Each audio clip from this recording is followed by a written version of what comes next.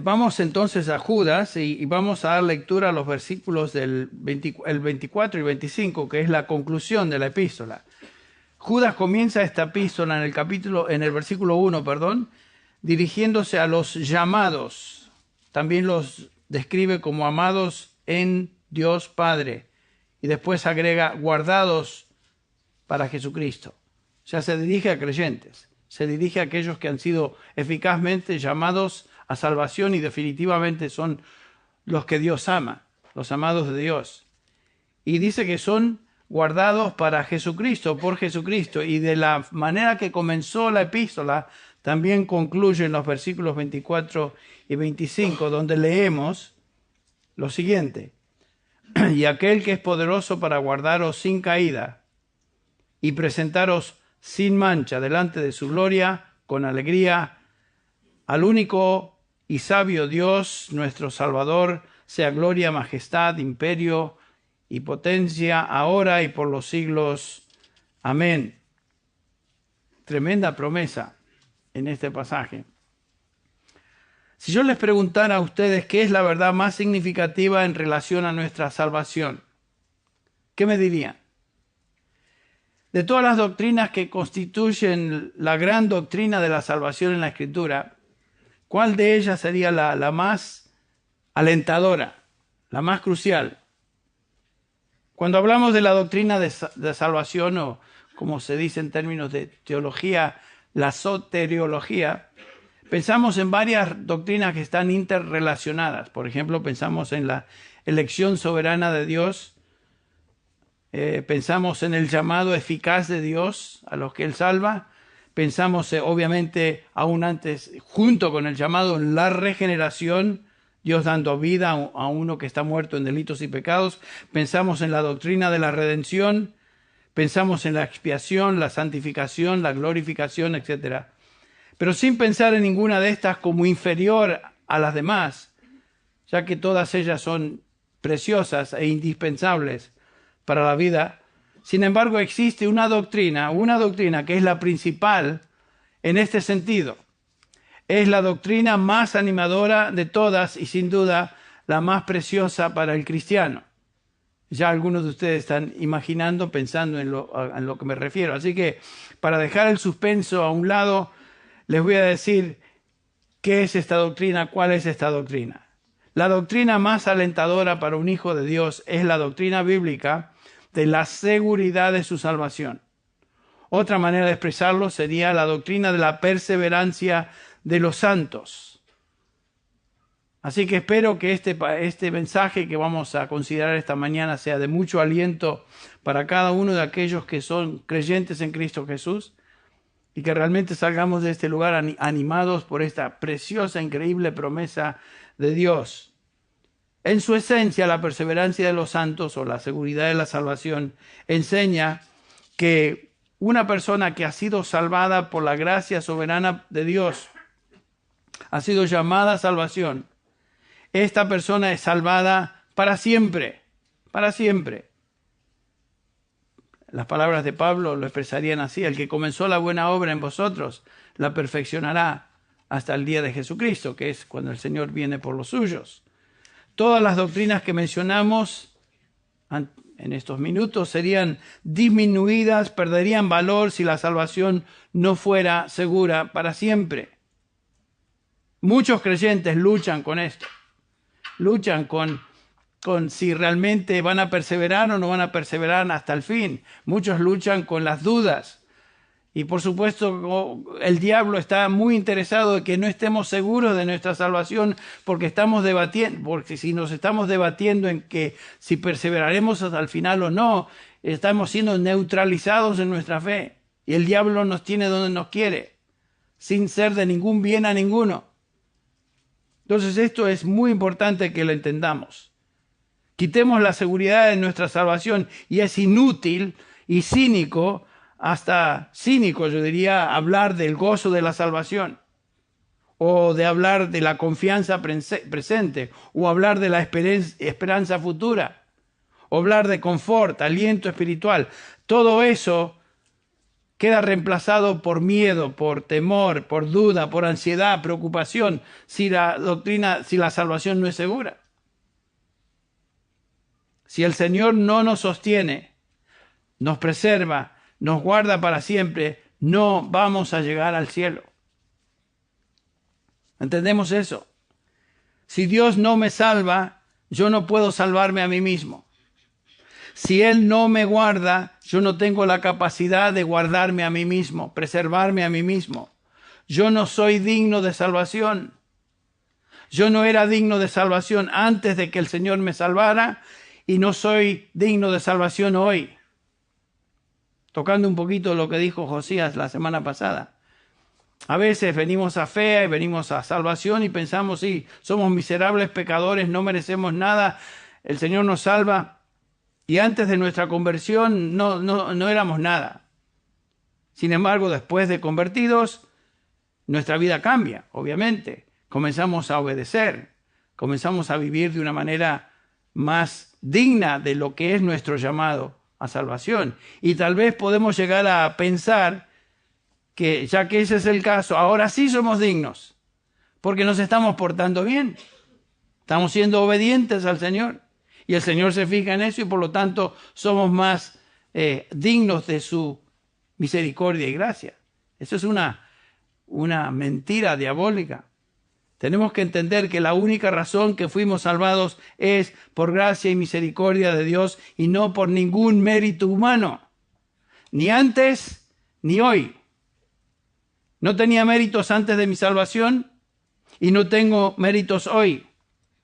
Soy salvo por pura gracia y misericordia de Dios. Y el medio es por medio de la fe. Y esto, nos dice Pablo, no es ni siquiera de nosotros, pues es don de Dios. La salvación siempre es don de Dios, don inmerecido de Dios, antes, hoy y hasta que el Señor venga. No merecemos ser salvos. Déjeme expresarle esta realidad de la siguiente manera. Si yo pudiera perder mi salvación, definitivamente la perdería. Y usted también. Así que no me vine con caras así. Ay, Henry, tú. Usted también. No hay duda de eso. Si existiera la posibilidad de perder la salvación, sucedería con cada uno de nosotros. Déjeme decir lo siguiente. Si cualquier parte de nuestra salvación dependiera de nuestra habilidad, nuestro poder, nuestra justicia, nuestra piedad, ninguno de nosotros llegaríamos a la gloria. Imposible. Pensemos en Adán, el primer hombre. Aquí tenemos a Adán, creado perfecto, no había tendencias pecaminosas en su interior. Él vivía en un mundo sin contaminación moral, un medio ambiente perfecto allá en el jardín del Edén. Y sin embargo, ¿qué pasó? Cayó en pecado y arrastró con él a toda la raza humana. Ni siquiera se pudo guardar en obediencia a Dios en esas condiciones perfectas en las cuales él se encontraba. De eso nos habla Pablo en Romanos 5:12. Adán pecó y después de Adán, como resultado de su pecado, todos fuimos incorporados en esa desobediencia y todos nacemos pecadores. ¿Se acuerdan el rey David? Nos dice en el Salmo 51, cuando él está confesando su pecado, en pecado me concibió mi madre. O sea, desde el momento de su concepción, David reconoce que él fue pecador. Pecamos porque somos pecadores por naturaleza. No es que pecamos y nos convertimos en pecadores, sino que ya venimos como pecadores. Pensamos nosotros que con nuestra naturaleza pecaminosa, nuestra debilidad humana, el contexto caído del mundo en que vivimos, seremos lo suficientemente fuertes para conservarnos en obediencia sin caída hasta el final. No. La lucha con la carne, la lucha con el mundo, la lucha con Satanás y sus huestes es continua. Nuestros enemigos espirituales son mucho más fuertes que nosotros. Tenemos esta naturaleza caída. El mismo Pablo nos dice en el capítulo 7 de Romanos que en el versículo 18, en mí, o sea, en mi carne no existe nada bueno, no habita nada bueno, dice Pablo. Veo esta ley en mis miembros, dice, que me lleva en esclavitud al pecado. Y exclama al final del capítulo 7, miserable hombre de mí, ¿quién me liberará? ¿Quién me librará, mejor dicho, de este cuerpo de muerte? Nos encontramos en esa misma condición. Nuestra naturaleza es caída, el pecado aún reside en nosotros. Somos dados a pecar, propensos a dudar, propensos a rebelión, orgullo, temor. A menudo caemos en pecado. Y francamente, todo tipo de acusación puede ser levantada en contra nuestra. Satanás, de hecho, hace eso delante de Dios. Nos dice Juan en Apocalipsis que el diablo es el acusador de los hermanos, quien está delante de la presencia de Dios acusándolos día y noche. Él nos acusa de pecados reales. Todo tipo de acusación podría ser levantada por Dios en contra mía. Su Hijo podría acusarme de múltiples ofensas y pecados en contra de Dios Padre. Mi conciencia me acusa de ofensas que he cometido contra Dios y contra otros. Sinceramente, la lista de acusaciones en contra mía se ha acumulado a través de los años y es una lista impresionante. Cada una de estas acusaciones realmente me descalifica para ser digno de salvación. Y ahí se encuentra cada uno de ustedes, creyentes. Todos estamos en esa condición. Una lista suficiente para condenarnos a muerte eterna. Les pregunto, ¿cómo podemos pretender que nosotros podemos guardarnos, conservarnos salvos hasta el fin? La idea es absolutamente absurda, es ridícula. No podemos. Por eso les dije, si yo pudiera perder mi salvación, lo haría. No es cuestión de poder o no poder. La perdería porque sé que tengo un sinnúmero de ofensas y pecados desde el día que el Señor me salvó, que me descalifican totalmente para ser acepto delante de Dios. Y tú podrías decir lo mismo de tu situación personal. Entonces, ven ustedes lo ridículo de pensar de que un creyente puede por sí mismo conservarse firme hasta el fin. Y sin embargo hay muchos creyentes, muchas personas, cristianos que enseñan justamente eso. Que fueron salvos por gracia, sí, por medio de la fe, pero a partir de ese momento se mantienen salvos por medio de su buena conducta. ¿Hasta cuándo? Pensemos en lo siguiente. Terminando este servicio, estamos todos diciendo amén a la palabra, pero terminamos este servicio, nos salimos de acá y tal vez nos encontramos con alguien que nos cae mal y tenemos pensamientos feos en contra de esa persona, tal vez nos peleamos con nuestros hijos o nuestra esposa y salimos diciendo cosas que no deberíamos decir y pensando cosas que son feas. Pecamos. Entonces, esa sería una acusación más a la lista tremenda que tenemos que nos descalifica de ser hijos de Dios y ser aceptos por Él. Gracias a Dios que la salvación es de Él y solo de Él. Si tú piensas que tú mismo te puedes mantener salvo, tú no entiendes la depravación. Tú tienes un concepto muy pobre, deficiente de lo que es pecado, de lo que es el hombre. Tu antropología bíblica es deficiente. Tú no entiendes cuán pecaminoso eres o pecaminosa. Spurgeon decía lo siguiente, o escribió: ningún hombre puede guardarse a sí mismo. Él sin duda fracasará. Si guardarse dependiera de nosotros, dice Spurgeon, terminaríamos en el infierno. Solo Jesús puede salvarnos de nuestros pecados. Solo Él. Y gracias a Dios que Él lo hace. Y Él está a la diestra del Padre hoy intercediendo por cada uno de nosotros. Entonces el elemento más importante dentro de la doctrina de la salvación es la garantía de que la salvación es para siempre y no depende de mí, no depende de ti. Que se nos quite de la mente esa idea de que nosotros de alguna manera cooperamos con Dios, ya sea al inicio o hoy en día manteniéndonos salvos. Tú no cooperas nada. Lo único que tú contribuiste a tu salvación fue tu pecado. Y se acabó. Bueno, seguimos. Hemos hablado muchas veces de esto y sin duda es importante subrayarlo. El hecho de que la salvación es segura no implica que un creyente va a adoptar la posición, bueno, ahora que soy salvo, voy a pecar, voy a vivir como se me da la gana, ya que no hay consecuencias eternas. Bueno, el que llegue a esa conclusión obviamente tampoco entiende lo que es la doctrina bíblica de la salvación. Efesios 2 nos dice Pablo, por gracia habéis sido salvados por medio de la fe. Esto no es de vosotros, pues es don de Dios. No por obras, para que ninguno se gloríe. Pero el versículo 10 dice, porque somos hechura suya, creados en Cristo Jesús, para buenas obras, las cuales Dios preparó de antemano para que anduviésemos en ellas.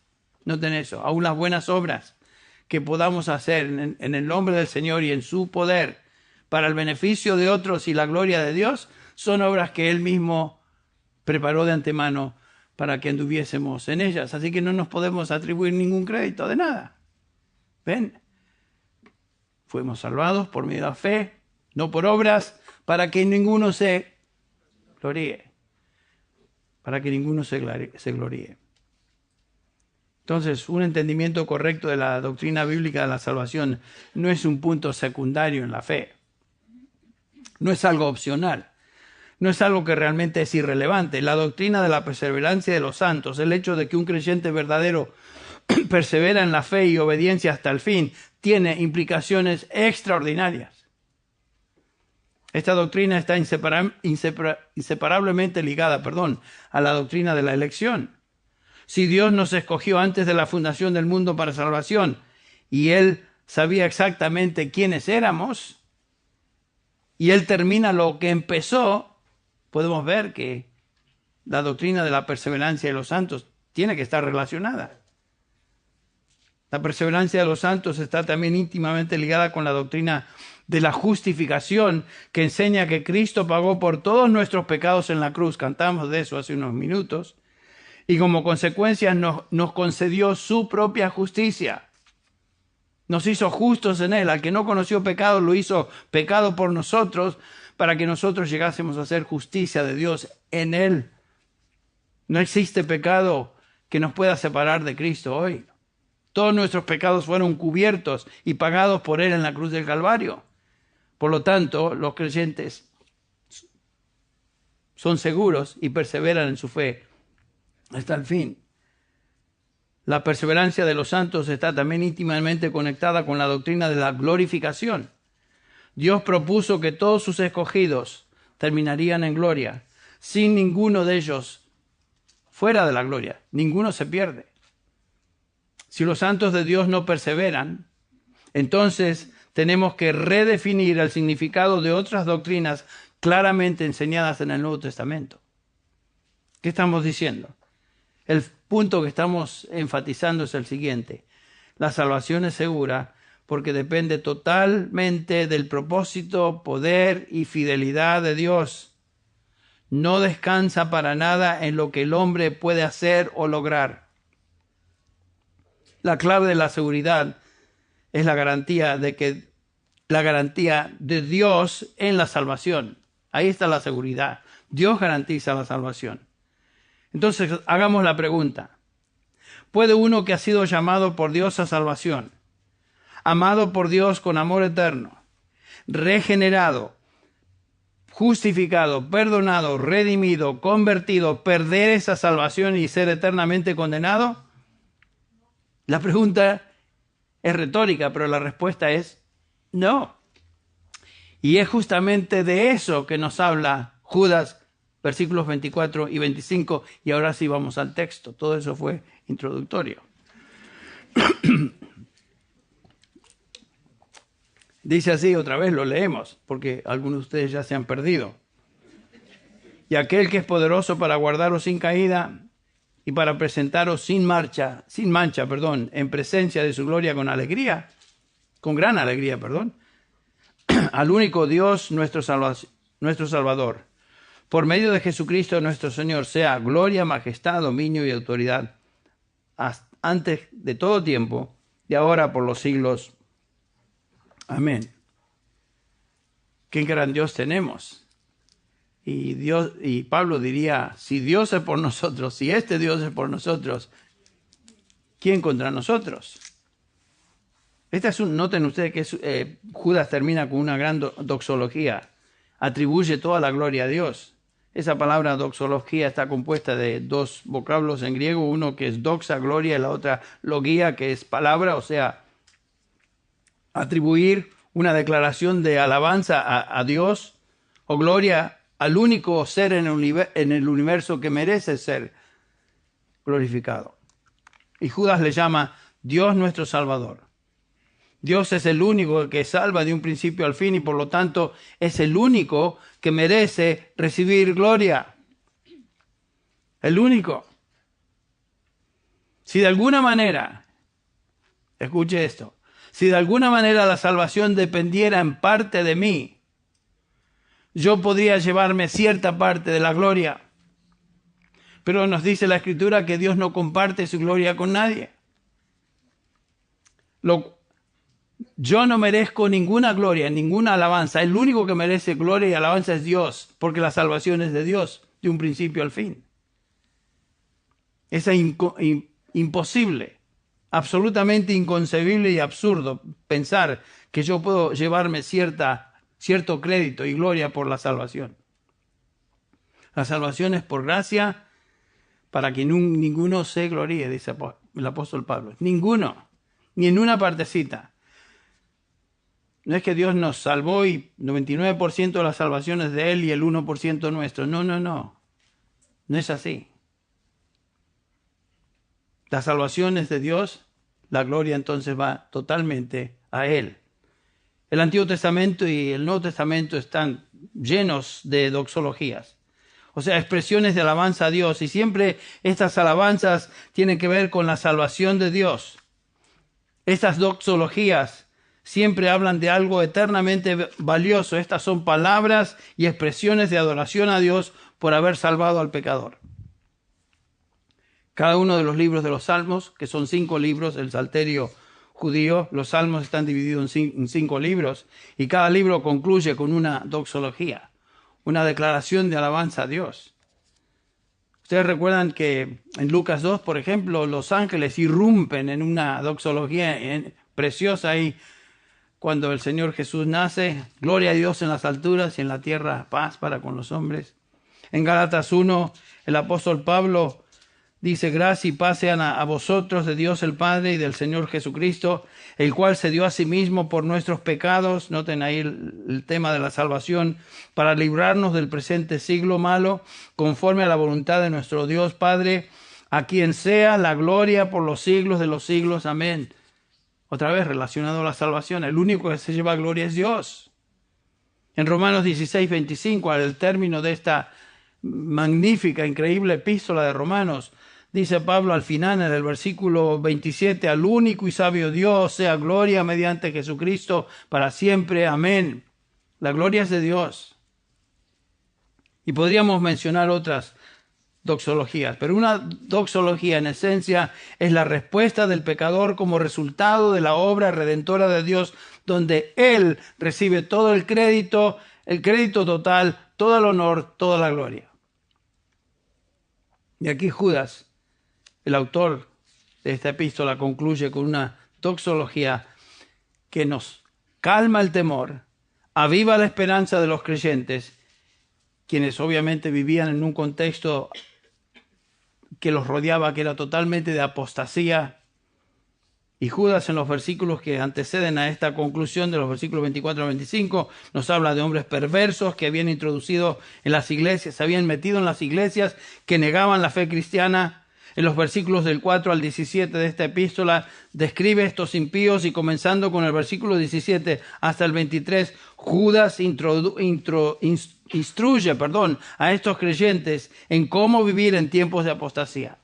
En otras palabras, en tiempos de rebelión, en tiempos de abandono de la fe, en tiempos de perversión en nuestro caso, en tiempos de secularismo, en tiempos de relativismo, donde cada uno tiene su propio concepto de la verdad, etcétera, etcétera. Vivimos en tiempos peligrosos, lo llamaría el apóstol Pablo en 2 de Timoteo capítulo 3, versículo 1. Tiempos peligrosos tiempos salvajes, los últimos días, los postreros días. ¿Cómo podemos sobrevivir en un contexto tan hostil? ¿Cómo podemos salir vivos? Poder perseverar en un contexto tan difícil. ¿Se encuentra nuestra salvación en peligro? ¿Será posible que nosotros seamos también engañados y de alguna manera apostatemos de nuestra fe? Y la respuesta a esta pregunta es categóricamente no.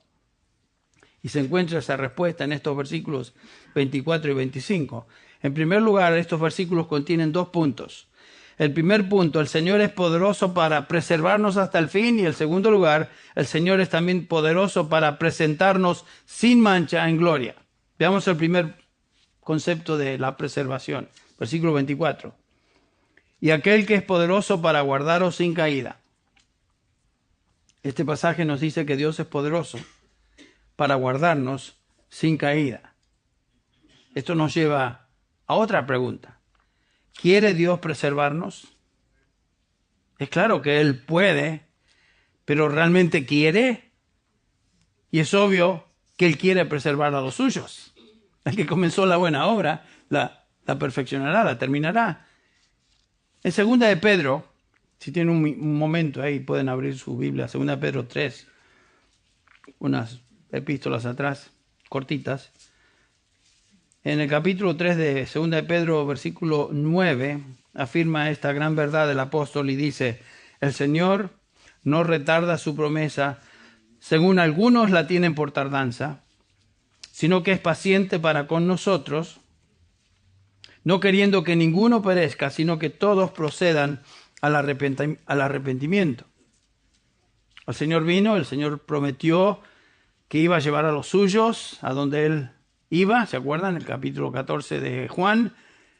Voy pues a preparar lugar para vosotros, para que donde yo esté, vosotros también estéis. Y los creyentes a quienes Pedro se dirige en su epístola, se estaban preguntando cuándo iba a suceder eso. Y Pedro les recuerda: amados, no ignoréis esto, que para el Señor un día es como 1000 años y 1000 años como un día. El Señor no tarda en cumplir su promesa, sino, según algunos entienden la tardanza, sino que es paciente para con vosotros. Algunas traducciones dicen nosotros. Porque el Señor no vino todavía no quiere decir que Él es tardo en su promesa, sino que es paciente para con vosotros o nosotros. ¿Quiénes son estos? Los vosotros o los nosotros. Bueno, en el contexto de ese capítulo, los creyentes, los amados, esos son los vosotros, los redimidos de Dios. Es muy importante entender este versículo. Él es paciente a través de la historia de la redención. No es porque Dios se retarde, sino que Dios es paciente para con su pueblo, esperando que cada uno de ellos se arrepienta. Algunos piensan que este pasaje se refiere a que Dios espera que todo el mundo se arrepienta. No. El contexto de este pasaje es un contexto de juicio. Noten el versículo 7, que nos dice: pero los cielos y la tierra que existen ahora están reservados por la misma palabra, guardados para el fuego en el día de juicio y de la perdición de hombres impíos. Noten el contexto. Está hablando de juicio futuro.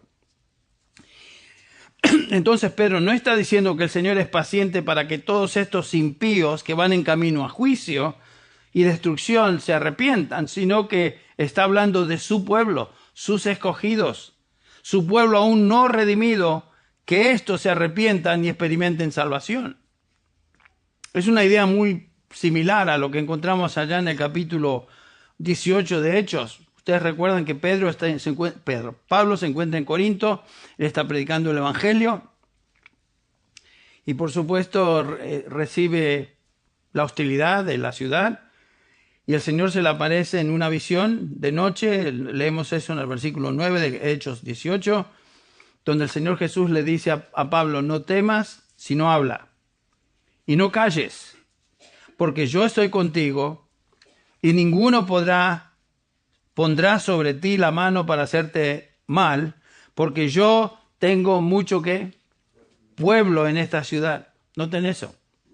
Estos eran los escogidos de Dios, que aún no habían escuchado el Evangelio, obviamente no habían recibido el Evangelio, no obstante, se arrepentirían y creerían el mensaje de Pablo. Pero él tenía que seguir proclamando. Pero noten qué interesante que el Espíritu Santo guía a Lucas a llamar a este grupo de individuos que aún no han creído, pero son escogidos, mi pueblo. Tengo mucho pueblo en esta ciudad. Eran escogidos de Dios, pero aún no habían creído. Pero iban a creer, porque el Señor los iba a llamar a través del mensaje del Evangelio, así como Pablo predica allá a Lidia y varias mujeres ahí reunidas. Nos dice el versículo 14 del capítulo 16 de Hechos que el Señor abrió el corazón de Lidia para recibir el mensaje que estaba hablando el apóstol Pablo. El Señor está hablando de los que el Padre ha escogido. Noten el capítulo 6 de Juan, versículo 37, donde el Señor Jesús dice: todo lo que el Padre me da, vendrá a mí. Y el que a mí viene, no le echo fuera. Pero noten que la iniciativa, todo comienza con el Padre. El Señor está hablando de los que el Padre ha escogido desde antes de la fundación del mundo para dar como un regalo de amor a su Hijo. Estos son los que constituyen la esposa de Cristo, los que constituyen los vasos de misericordia. Estos son los escogidos.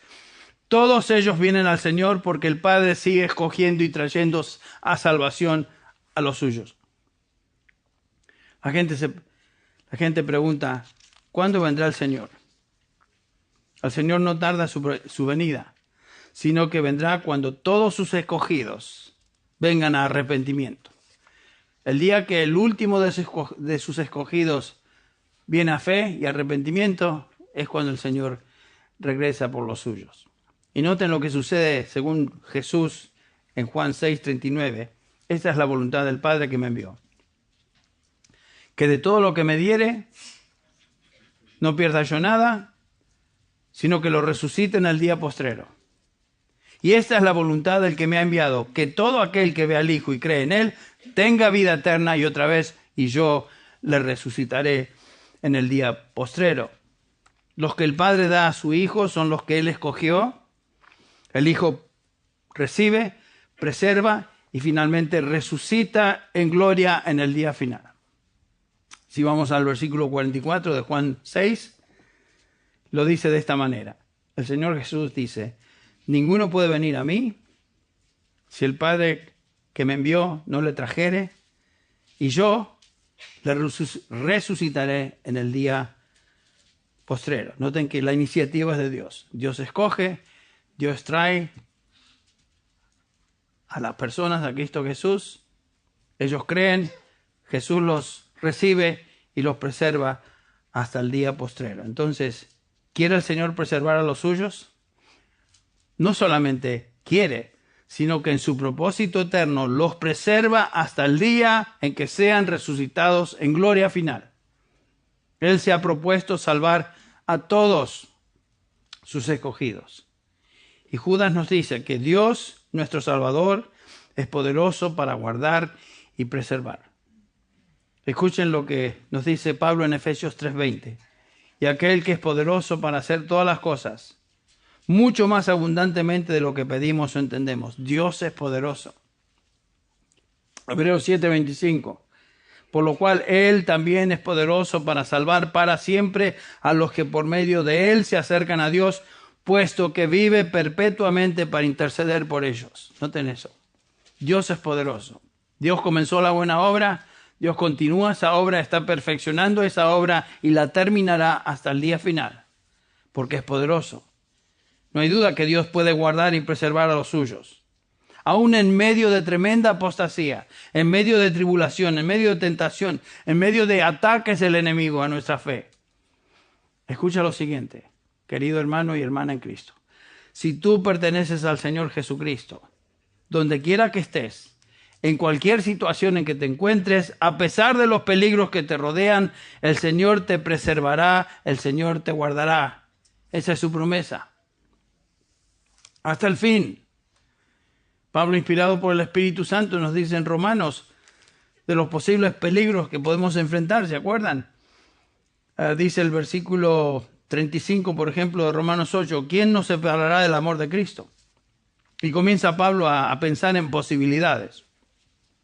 Tribulación o angustia, o persecución, o hambre, o desnudez, o peligro, o espada, tal como está escrito. Por causa tuya somos puestos a muerte todo el día, somos considerados como ovejas para el matadero. Pero en todas estas cosas somos más que vencedores por medio de aquel que nos amó. Y continúa el versículo 38. Estoy convencido de que ni la muerte, ni la vida, ni ángeles, ni principados, ni lo presente, ni lo porvenir, ni los poderes, ni lo alto, ni lo profundo, y continúa pensando en posibilidades, ni ninguna otra cosa creada nos podrá separar del amor de Dios que es en Cristo Jesús, Señor nuestro. Pues yo escuché este argumento. Bueno, eso es cierto, pero ¿qué de mí? Yo me puedo separar del amor de Dios. Sí. Mira lo que dice.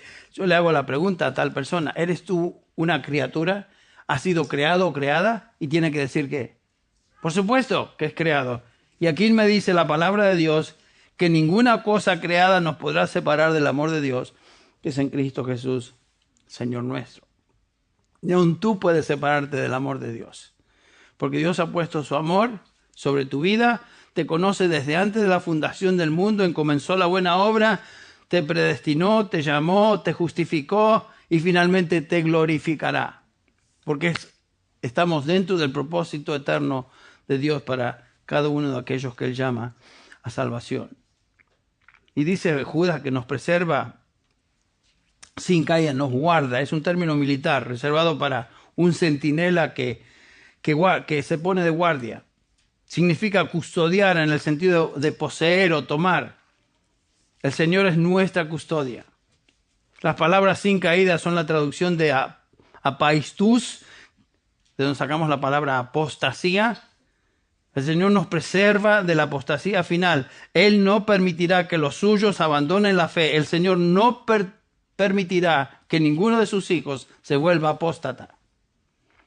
¿Cómo es que Él nos protege? Él comenzó la buena obra de salvación en nosotros, causando en nosotros tanto el querer como el hacer, abriendo nuestro corazón, iluminando nuestra mente, moviéndonos a abrazar el Evangelio por fe, y la obra que Él comenzó, Él perfecciona hasta el día de Jesucristo, que es cuando el Señor venga por los suyos. El Señor Jesús dijo acerca de los suyos, de sus ovejas, ¿recuerdan? Yo les doy vida eterna, no perecerán jamás. Nadie las arrebatará de mi mano. El Padre quien me las dio, recuerdan que somos regalos del Padre al Hijo, el Padre quien me las dio mayor que todos es, y nadie las puede arrebatar de la mano de mi Padre. Los creyentes genuinos, las ovejas de Cristo, los hijos de Dios, son guardados por Él. Nadie puede arrebatarnos de sus manos. En segundo lugar, no solo es que Dios nos guarda, sino que nos presentará sin mancha en su presencia. Versículo 24 de Judas. Dice así: aquel que es poderoso para guardaros sin caída, y presentaros sin mancha delante de su gloria con gran alegría. Qué preciosa realidad es esto. Nos presentará en su gloria con gran alegría. Romanos 5 del 1 al 4 nos dice que estamos firmes en esta gracia, pero estaremos algún día de pie en gloria sin mancha delante de Él. Esa es la perseverancia de los santos. Ellos perseverarán hasta el fin. El que nos llamó a salvación nos preserva y nos presentará delante de Él en gloria para siempre jamás. Por eso Pablo nos dice en el capítulo 8 de Romanos: sabemos que a los que a Dios aman, todas las cosas ayudan a bien. ¿Por qué situación estás pasando hoy, querido hermano o hermana en Cristo? Difícil, hostilidad, problemas, tribulación, tentación. Todas las cosas ayudan a bien a los que conforme a su propósito son llamados. Y continúa Pablo diciendo: porque a los que antes conoció, también predestinó para que fuesen hechos conforme a la imagen de su Hijo Jesucristo, o a la imagen de su Hijo, para que Él sea el primogénito entre muchos hermanos. Y a los que predestinó, a estos también llamó. Y a los que llamó, a estos también justificó. Y a los que justificó, a estos también, ¿qué? glorificó. Noten que es un hecho. Todos los que han sido llamados, todos los que han sido justificados, todos los que han sido predestinados, todos los que han sido movidos a fe, cada uno de ellos termina en el lugar donde el Señor diseñó para ellos, que es la gloria eterna. Y noten que Dios es el agente activo en cada uno de estos pasos. Y Dios gobierna todas las cosas que nos afectan como hijos de Dios. Todas. Nadie se pierde. Nadie se va por las grietas. Todos los llamados son preservados y presentados delante de Dios en gloria. Qué preciosa realidad. Si pudiéramos entender la majestuosidad de esta verdad, muchos de nuestros problemas se acabarían. Si alguien se va o se pierde en el camino, bueno, ¿qué pasa con ello? Alguno pensará, bueno, Henry, eso suena muy bien, pero fíjate que yo conozco a tal y cual, o a esta persona, o a este individuo que estaba en la iglesia, se encontraba en la iglesia, estaba con nosotros, y volvió a sus andadas, volvió a lo que era antes. Entonces, ¿qué pasó con la seguridad de ese creyente? Bueno, ¿qué me dices tú, Henry? A ver, dime. Yo no les voy a contestar eso, les voy a permitir que el apóstol Juan conteste esa pregunta. ¿Qué les parece? Autoridad mayor. Primera de Juan 2:19. Noten cómo Juan se refiere a este tipo de individuo. Salieron de nosotros, pero en realidad no eran de nosotros. Porque si hubieran sido de nosotros, habrían permanecido con nosotros. Pero salieron a fin de que se manifestara que no todos son de nosotros. No todo el que dice Señor, Señor, entrará en el reino de los cielos, dice Jesús, Mateo 7, sino aquel que hace que la voluntad de mi Padre que está en los cielos. No es cuestión de llamarnos cristianos. Si no perseveramos en la fe, damos indicación de que no somos de Él. No todo lo que brilla es oro. Si buscan el pasaje no se encuentra en ningún lado. Pero es una buena ilustración. Los que se van y abandonan la fe es porque nunca pertenecieron al Señor. Porque sus ovejas, Él las cuida, Él las guarda, Él las protege. Y dice de sus ovejas, no perecerán jamás. No perecerán jamás. En este mismo capítulo de 1 de Juan 2 dice el apóstol, todo aquel que niega al Hijo tampoco tiene al Padre. ¿Ven? Y el que confiesa al Hijo tiene también al Padre. Un cristiano permanece en la fe. Siempre confiesa al Hijo, siempre confiesa al Padre. Y algún día, nos dice este pasaje y todo el Nuevo Testamento, estaremos en su presencia en gloria, sin mancha, dice Judas, y con gran alegría. Con gran alegría. Estar en la presencia de Dios con gran alegría solo puede suceder cuando estemos sin mancha delante de Él. No en este cuerpo en el cual nos encontramos hoy. No en nuestra condición presente. Estaremos en gloria con gran alegría. A veces he pensado en esto en el pasado. Pienso en la gloria y siguiendo ciertas descripciones e imágenes tal vez de hipócrifos de libros o películas o caricaturas. Algunos piensan que la gloria, llegamos al cielo y estamos en las nubes tocando un arpa por los siglos de los siglos. ¡Qué vida tan aburrida! Eso no trae alegría. Eso trae ¿quién quiere estar tocando el arpa? En primer lugar, que soy muy malo para tocar nada, pero por los siglos de los siglos tocar el arpa en las nubes, eso no me trae alegría. Lo cual me indica que aquí está hablando de otra gran cosa. Eso es otra cosa. Cuando estemos con gloria, estemos en la presencia del Señor, eso va a ser un motivo de tremendo gozo y alegría. Pero sabemos que en la Biblia, por ejemplo, en nuestra condición presente, si pasáramos a la presencia del Señor, como estamos, quedaríamos fritos, porque no estamos en condiciones de llegar a la gloria. Ezequiel cayó como muerto, ¿se acuerdan? Isaías pronunció maldición sobre cuando vio la gloria de Dios. ¡Oh, maldito soy! Pedro, Jacobo y Juan en el monte de la transfiguración cayeron como en coma cuando vieron eso. Juan en Apocalipsis nos dice que después de ver la visión de Cristo cae como si estuviera muerto, con gran temor. Estar en la presencia de Dios en nuestra condición presente es temblar y experimentar temor. O sea que no estamos listos para eso hasta que el Señor nos transforme. Y algún día eso va a suceder. Estaremos en la presencia de Dios con gran alegría, porque en ese momento seremos transformados, estaremos sin mancha, sin falta alguna. Es cierto que en Cristo Jesús estamos justificados. Y Dios no nos culpa de pecado porque su Hijo tomó nuestros pecados en la cruz y hoy tenemos su justicia imputada sobre nosotros. Pero no estamos hoy en condiciones de entrar al cielo en este cuerpo en el cual nos encontramos. Por eso de eso habla Pablo allá en Corintios capítulo 15. Ustedes recuerdan, el apóstol Pablo nos dice en 1 Corintios 15, el versículo 51, he aquí os digo un misterio. No todos dormiremos, pero todos seremos transformados. En un momento, en un abrir y cerrar de ojos, a la trompeta final, pues la trompeta sonará y los muertos resucitarán incorruptibles y nosotros seremos transformados, porque es necesario que esto corruptible, o sea, este cuerpo, se vista de incorrupción, esto moral se vista de inmortalidad. Entonces, cuando estemos en la presencia de Dios, seremos transformados. Seremos conformados al cuerpo glorioso de Jesucristo cuando Él fue glorificado. Pero necesitamos estar en esa condición para realmente experimentar gran alegría. El día final estaremos sin mancha delante de su presencia y en lugar de trauma o temor o aburrimiento, lo que sea, experimentaremos gozo inefable, gran alegría para siempre jamás. Ese es nuestro futuro. Entonces, querido cristiano, yo te pido que descansa en tu salvación, sabiendo que Dios te preserva y te presentará delante de su presencia en gloria. Qué precioso es saber que nuestra salvación está garantizada por el poder y la fidelidad de Dios. No depende de nosotros. Y por supuesto, celebra entonces esa realidad con el canto de alabanza que encontramos en este versículo 25.